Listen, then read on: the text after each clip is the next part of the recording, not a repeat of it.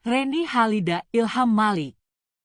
Sosok hakim yang terkenal karena seringnya menyunat vonis kasus korupsi, kini mencoba peruntungan untuk mendaftar jadi anggota DPD DKI Jakarta. Sebelumnya, Reni Halida pernah mendaftar untuk menjadi calon hakim agung, namun pada proses seleksi, nama Reni Halida dicoret karena tidak sesuai dengan kriteria. Mungkin selama karirnya sebagai seorang hakim, banyak putusan-putusannya yang dianggap bermasalah dan tidak relevan.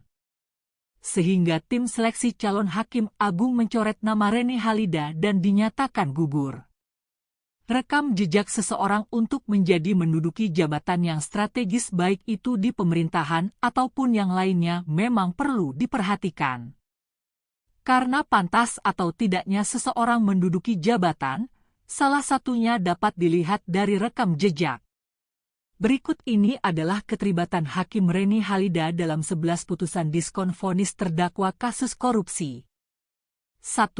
Pengurangan vonis terdakwa korupsi Jaksa Pinangki dari 10 tahun penjara menjadi 4 tahun penjara. Kasus Jaksa Pinangki yang menjadi makelar kasus miliaran rupiah dan menyeret sejumlah nama besar di jagat hukum Indonesia. Pinangki yang sudah terbukti menerima suap dari Joko Chandra sebesar $500 Amerika, pencucian uang sebesar $444.900 Amerika, hingga pemufakatan jahat menyuap pejabat Mahkamah Agung dan Kejaksaan Agung. 2. Diskon vonis terdakwa korupsi Joko Chandra dari 4,5 tahun menjadi 3,5 tahun penjara. Joko Chandra adalah buronan koruptor yang kabur selama 11 tahun sejak 2009 karena menghindari hukuman 2 tahun penjara dalam kasus Ban Bali. Joko masuk DPO penegak hukum dan Interpol. 3. Diskon vonis terdakwa korupsi mantan Kepala Divisi Investasi dan Keuangan Asuransi Jiwasraya, Syah Mirwan yang awalnya divonis hukuman seumur hidup mendapatkan diskon menjadi 18 tahun penjara. Padahal kasus mega korupsi Jiwasraya ini nilainya sangat fantastis mencapai 10 triliun lebih. 4.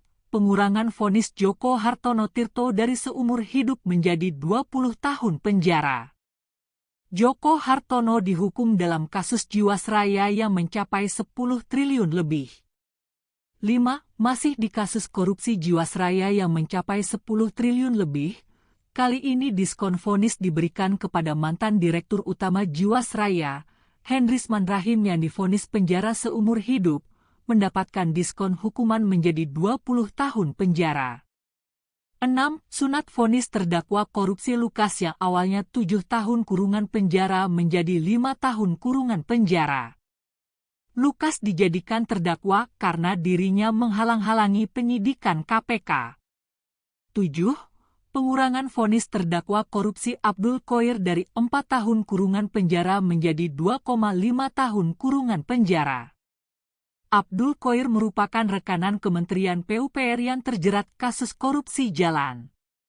Abdul Qoir yang menjabat sebagai Dirut PT Windu Tunggal Utama melakukan tindakan suap terhadap anggota DPR Damayanti Wisnu dari PDIP, Budi Supriyanto dari Golkar, Andi Taufan dari Partai Amanat Nasional dan Musa Zainuddin dari PKB.